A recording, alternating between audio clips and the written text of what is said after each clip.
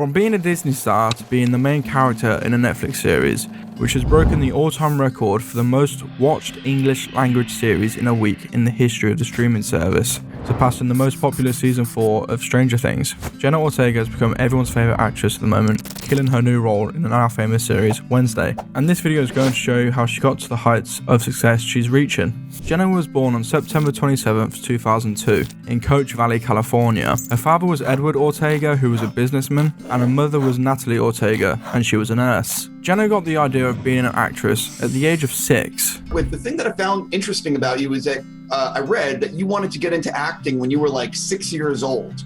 And she made it a reality only a couple of years later, being 8 years old, being involved in acting auditions thanks to her mum and agent's help.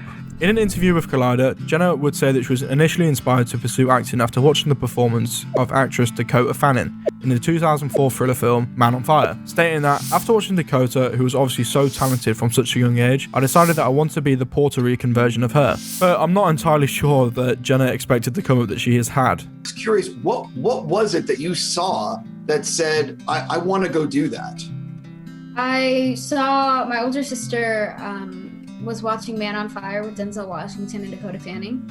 And yeah, I probably shouldn't have been watching that when I was 6 years old, but my older sister was watching it, my parents were at work, whatever. I ended up seeing this film, and I thought Denzel was the coolest man I'd ever seen in my life. And then also, I decided after watching Dakota, who obviously was so talented from such a young age, I decided that I wanted to be the Puerto Rican version of her. So that's probably where it all started. And being that she's only 20, she has a hell of a career ahead of her. But with this came some cons for Jenna. As she describes, she hasn't lived a normal lifestyle like the typical teenager or young adult would. She missed out on traditional high school experience and other big moments of being a teenager, like your proms and your graduations. Did you go to public school? Yeah, I went to public school up until I did a Disney show a couple of years ago. Up until then, I was in public school. And then you were what, homeschooled or? Yeah, I was on homeschooled set? for a majority of high school. Yeah. Okay, all right. And did you go to the prom or any of that stuff, or would you have to go with your mom or something? No, they had a prom, but then Disney also has a separate prom for their kids. They do? Yeah, it's kind of. Disney has a prom for young stars? Yeah. But Jenna had a dream, to which she was willing to give up her life for. And so determined, and I worked so hard to convince my parents that, hey, I'm gonna do this, and if you let me do this, I'm gonna do something big. I told them, I remember I was watching Disney Channel and my parents came home and I went over to the room and I was like, you know what, if you let me act, I could be on that TV on that Disney Channel show right now. Just letting you know. So in 2012, she would secure her first debut acting scene in the American television series Rob, which was in the episode Baby Bug. And from there, she would make an appearance on another television series called CSI New York on the episode Unspoken, to which she would play the character Amy Moore. And the next year in 2013 would make a jump to a bigger project, being Iron Man 3, to which she'd have a minor role as she played the vice president's daughter. But that being said, it's still an experience for such a young actress to get into and to appreciate, to see what it's like to see the bigger actors or actresses in their element. And then following this, she would star in the now famous horror film Insidious Chapter 2. And she played the role Annie in the film.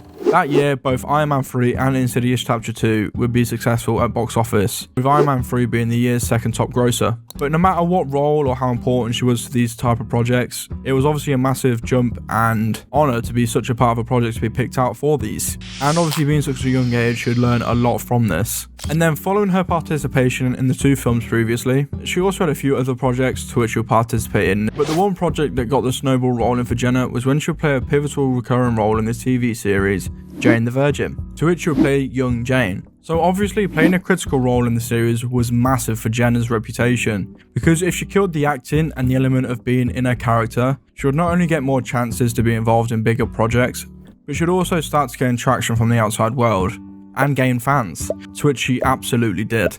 The series has earned Ortega much recognition and accolades for her performances of the central characters, younger version at age 10. Out of the 4 younger Janes seen in the flashbacks, Ortega's version is most seen frequently.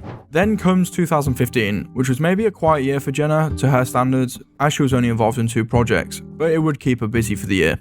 She would be involved in a comedy Netflix series which was called Richie Rich, which was aired for 2 seasons, releasing on February 20th, 2015, and May 22nd, 2015. And again, she would play one of the main roles of Darcy. And then the second project she would be involved in would be a film, which was called Afterwards, directed and produced by Juan Feldman. Although Jenna got a lot of recognition for her incredible efforts to adapt to her different characters that she was made to role at such a young age, she was also noticed for her great efforts of doing voiceover work, like for the computer animated television series on Disney called Eleanor of Avalor, Star vs. the Forces of the Evil, which is actually really credible. Also, another thing that's a common theme with Ortega's come up as an actress is in the industry there is no set role that you see her play. For example, she hasn't just stuck to the horror genre after Insidious 2, she's gone about it in the best way possible, which is to diversify her acting and adapt to different roles and emotions, which in hindsight is actually a really good idea, because not only are you increasing your CV as an actor, but you also open the door to many other opportunities to be involved in, which needless to say has happened to her. And to back this up, she would say that she didn't want to be pigeonholed as an actor,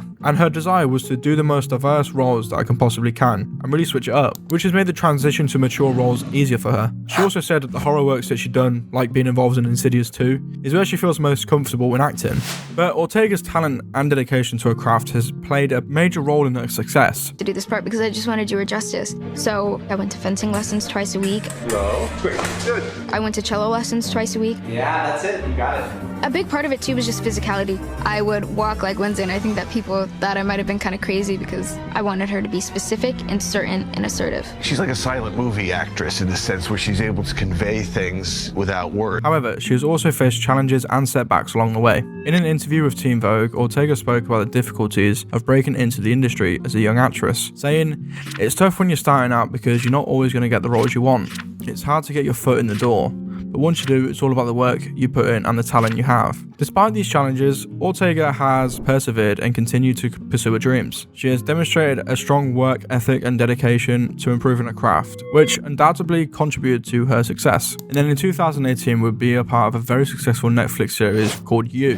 And to give you a fact about the series, when it first came out, You was tracked to be watched by 40 million households within its first 4 weeks, and the numbers have only escalated over time. But Jenna would take part in the series a bit later on in the timeline, which was in season 2, to which she would be in 10 episodes of the season, and she'll play the character Ellie. And from the looks of things, people love the way Jenna played Ellie in that season. And then in 2021, she'd be in the film Fallout, and she played the character Vader, which actually had some good success behind it. So as you see, there's a recurring thing around Jenna's growth year by year. She's getting involved in bigger projects because people are realizing the talent and the dedication that she actually is putting towards acting. So needless to say that none of this is by accident, and she's actually worked really, really hard all her life to get in this position that she's currently in. And then in 2022, Jenna Ortega became a blockbuster name in the acting industry. But let's be clear, her accolades before this year would obviously state people did know about Jenna, but it was nowhere near close to the volume that it would be this year. 23rd of November of this year, Netflix would release a new series called Wednesday, and this new program instantly hit home because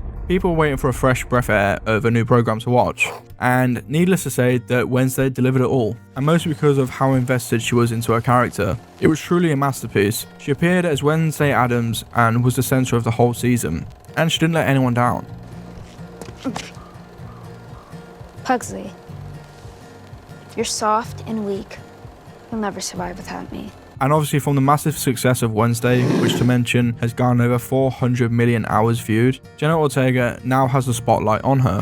But with the teaser on the last episode of Wednesday, shows me that she's still invested in this project and believes this will take her to the next level. But outside of acting, Jenna is actually an incredible person also. She's not one of these stuck-up famous people that keep the money for themselves and don't make effort with the outside. She's also known for her philanthropic efforts. She's an ambassador for the Starlight Children's Foundation, which works to improve lives of seriously ill children and their families. And Ortega is also an advocate for mental health awareness. She has spoken openly about her own struggles with anxiety. When I first started working in the industry, when I was working with makeup artists, they would either cover my freckles completely, which made me feel like they weren't something worth showing or worth appreciating, but also I would get comments like, "Oh, you have a dirty face," or like, "Your face looks dirty," or like things like that that were kind of weird side digs, which I don't think was professional in any way, shape, or form, but also me being a people pleaser new in the industry, I just kind of went along with what people would say. And has encouraged others to seek help when support is needed. But overall, Jenna Ortega's success in the entertainment industry